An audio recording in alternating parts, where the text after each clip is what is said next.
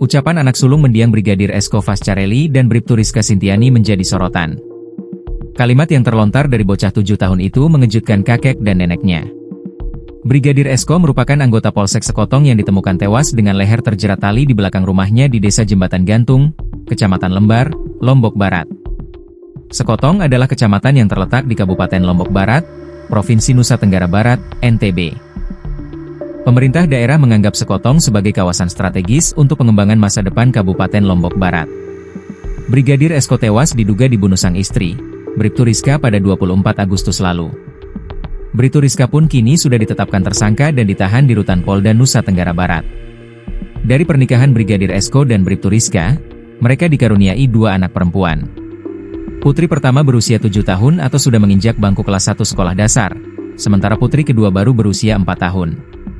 Tragisnya, hampir setiap hari putri sulung Brigadir Esko menanyakan keberadaan ayahnya. Bahkan sesekali dia melontarkan kalimat yang membuat kakek dan neneknya terkejut. Anak yang paling besar selalu menanyakan bapaknya, jadi ada beberapa kata yang diungkapkan oleh anaknya, "Kalau begitu saya ikut mati seperti bapak."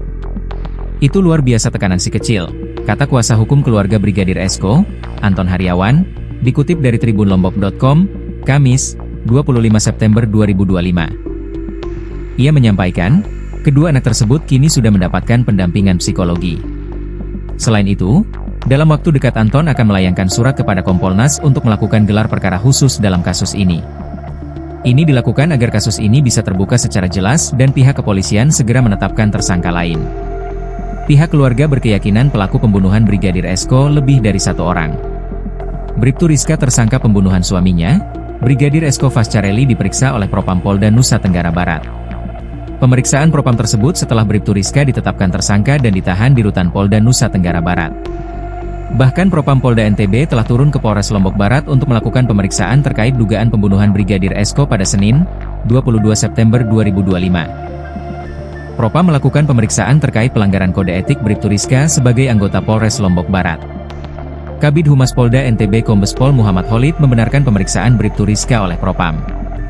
Sedang dalam pemeriksaan propamnya, jelas Kombes Khalid, keluarga Brigadir Esko juga telah dipanggil Propam Polda NTB untuk dimintai keterangan. Kuasa hukum keluarga Brigadir Esko Muhana menyampaikan, pihaknya telah diminta kontak nomor telepon Propam Polda NTB. Propam Polda NTB sudah turun terkait dengan kode etik.